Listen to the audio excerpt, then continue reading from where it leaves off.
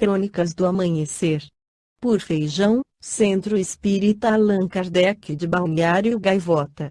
Balneário Gaivota, 13 de março de 2024. Como falar com uma criança sobre sexo e morte, parte 1. Falar com uma criança sobre assuntos sérios não é assim tão difícil e até pode ser divertido. Robin Silverman, autora do livro Como Falar com Crianças sobre Qualquer Coisa, explica como. Robin Silverman, especialista em desenvolvimento infantil e autora do livro Como Falar com Crianças sobre Qualquer Coisa, ajuda-nos a responder a perguntas difíceis ou inesperadas com as quais as crianças nos gostam de surpreender. Como explica num artigo publicado na semana passada na Psychology Today, a abordagem de Silverman origina-se de experiências pessoais e perguntas dos pais. No livro, a autora identifica o sexo e a morte como os tópicos mais desafiadores para os pais, principalmente devido à sua percepção de inadequação para as crianças.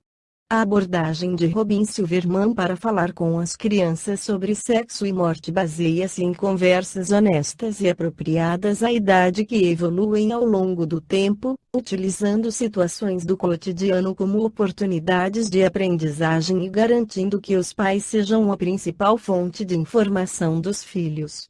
Estratégias incluem, por exemplo, analisar notícias e partilhar histórias, sem vergonhas e preconceitos. Silverman enfatiza que as conversas sobre esses tópicos não devem ser discussões únicas e avassaladoras, mas sim uma série de diálogos que evoluem à medida que as crianças crescem. Para manter o diálogo, Silverman sugere o uso de momentos de ensino. Por exemplo, explicar a morte a uma criança pequena pode envolver uma planta ou um inseto morto, construindo gradualmente o seu entendimento da morte. Este inseto não está a dormir. Está morto. Não pode comer, dormir ou fazer outras atividades de inseto porque está morto. Não sente dor.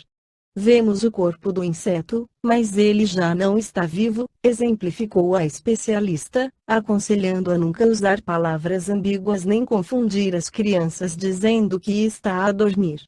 Da mesma forma, as discussões sobre sexo devem começar com conceitos básicos como nomes de partes do corpo e a noção de consentimento, avançando para tópicos mais complexos à medida que as crianças envelhecem. Silverman também incentiva os pais a tomarem a iniciativa de iniciarem as conversas, especialmente quando as crianças não se mostram proativas em fazer perguntas.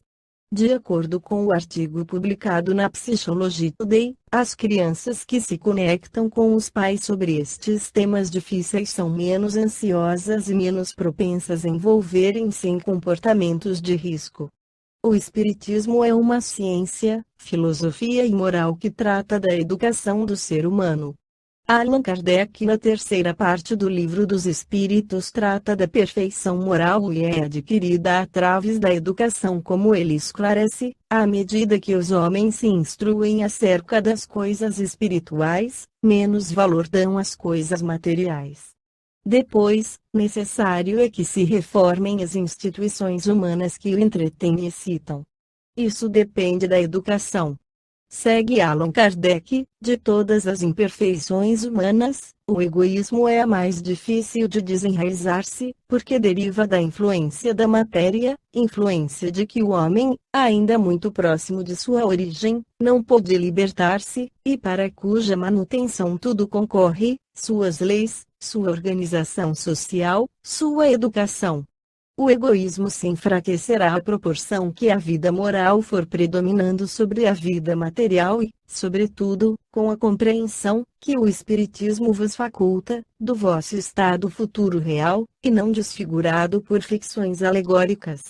Quando, bem compreendido, se houver identificado com os costumes e as crenças, o Espiritismo transformará os hábitos, os usos, as relações sociais. O egoísmo assenta na importância da personalidade. Ora, o Espiritismo, bem compreendido, repito, mostra as coisas de tão alto que o sentimento da personalidade desaparece, de certo modo, diante da imensidade. Destruindo essa importância, ou, pelo menos, reduzindo-a às suas legítimas proporções, ele necessariamente combate o egoísmo. O choque que o homem experimenta do egoísmo dos outros é o que muitas vezes o faz egoísta, por sentir a necessidade de colocar-se na defensiva. Notando que os outros pensam em si próprios e não nele, ei-lo levado a ocupar-se consigo, mais do que com os outros. Sirva de base às instituições sociais, às relações legais de povo a povo e de homem a homem, o princípio da caridade e da fraternidade, e cada um pensará menos na sua pessoa, ao ver que os outros também com ela se preocupam. Todos experimentarão a influência moralizadora do exemplo e do contato.